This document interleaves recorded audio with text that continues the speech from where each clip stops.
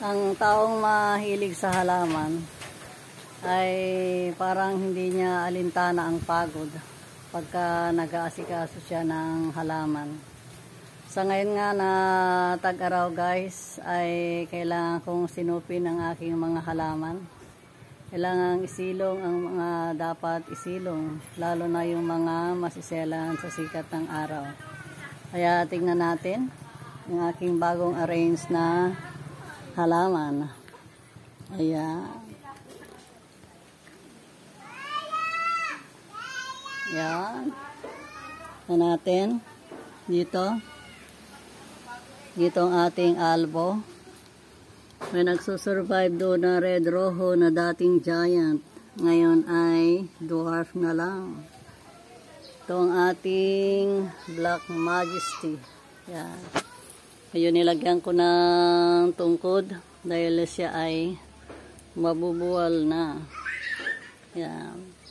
Meron din tayong mga melaloni, yung may balahibo sa tangkay. Yan. Itong ating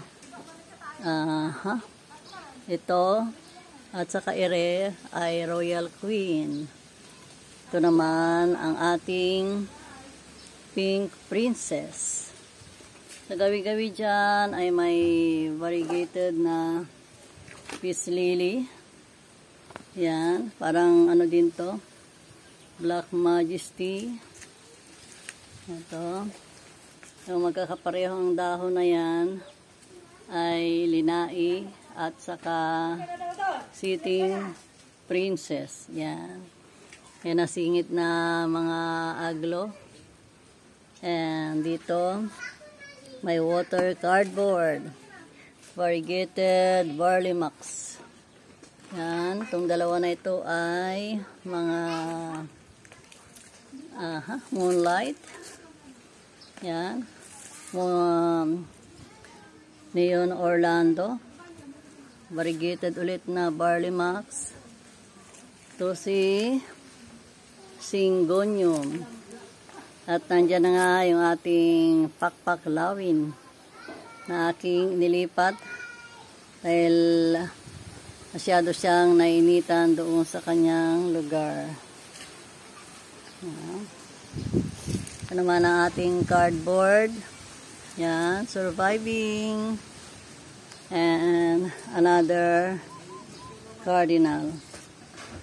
Seems like sensation.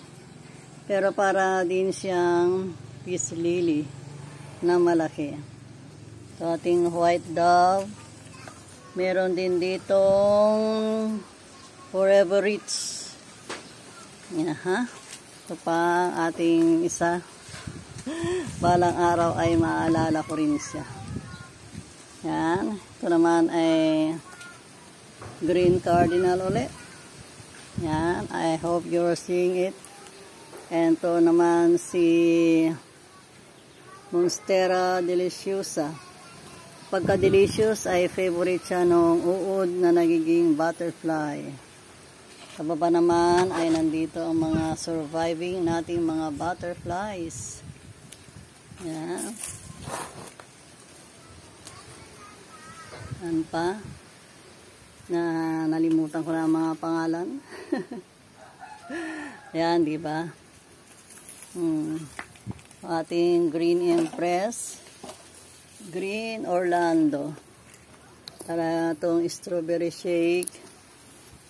Sana yung mga makapanood dyan ay i-comment yung pangalan ng iba kong hindi masabi ang pangalan na mga halaman.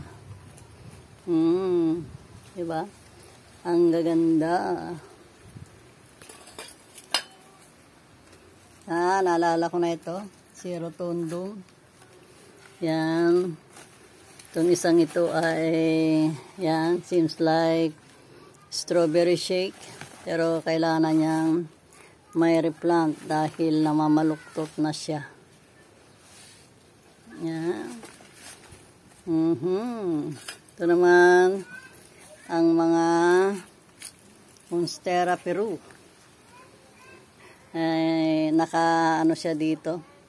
Ito ay ginawa ko lang na pang tukod, pero nagdahon din siya. Yan ang, yan, dito pa ang mga green Orlando. Yan, si, ano to? Mexicano yata. Sige, comment lang kung mali ang aking pagkakasabi. Yan. Pasadahan natin ng very light ang ating mga bagong lipat na halaman. Dahil ganyan magmahal ang sales lola sa kanyang mga halaman. Sales lola / plantita.